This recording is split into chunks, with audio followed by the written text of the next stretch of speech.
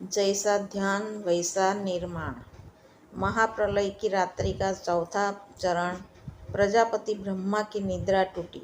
परमेश्वर का स्मरण कर पुनः सृष्टि रचना की इच्छा से उन्होंने शैया त्याग की और बाहर आए तो देखा कि सृष्टि तो पहले से ही तैयार है। जिस सृष्टि को रचना की बात मेरे मन में आ रही थी वह तो पहले से ही तैयार है। यह सोचकर ब्रह्मा को बड़ा विस्मय हुआ। उन्होंने सूर्य भगवान से प्रश्न किया, देव, मैं यह क्या देख रहा हूँ? सृष्टि निर्माण की क्षमता और अधिकार तो केवल मुझ प्रजापति को ही है। फिर यह सृष्टि किसने रचकर तैयार कर दी? जगदात्मा सूर्य देवता हंसे और बोले, महापुरुष, यह तो आपने एक और ही देखा।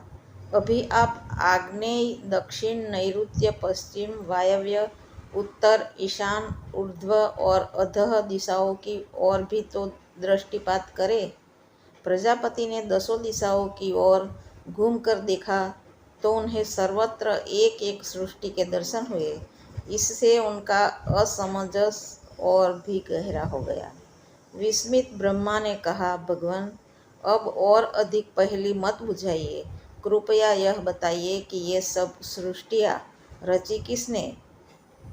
मुझ जैसी क्षमता किसी में आई तो आई कैसे?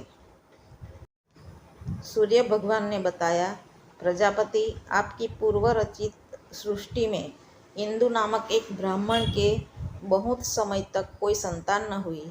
तब उसने भगवान शिव की पूजा की। शिव ने प्रसन्न होकर उन्हें 10 पुत्रों का वरदान दिया। समय पाकर इंदु के 10 पुत्र उत्पन्न हुए। उनकी शिक्षा दीक्षा संपन्न हुई थी कि एक दिन ब्राह्मण इंदु की मृत्यु हो गई। पुत्रों ने सोचा, कोई ऐसा काम करना चाहिए जिससे हमारे पिता की कीर्ति अमर हो जाए। उन सब ने निर्णय किया कि आज तक किसी मनुष्य ने सृष्टि नहीं रची, सो हम 10 को 10 ब्रह्मा बनकर अपने पिता की स्मृति में 10 सृष्टियों की रचना करनी चाहिए। इस निर्णय के साथ ही वह आपका ध्यान करने बैठ गए।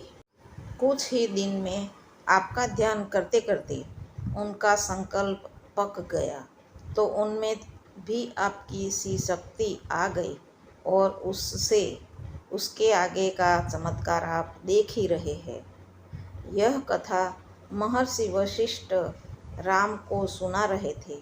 इतनी कथा सुनाने के बाद महर्षि वशिष्ठ ने कहा, हे राम, मंत्र के साथ ध्यान का यही विज्ञान है।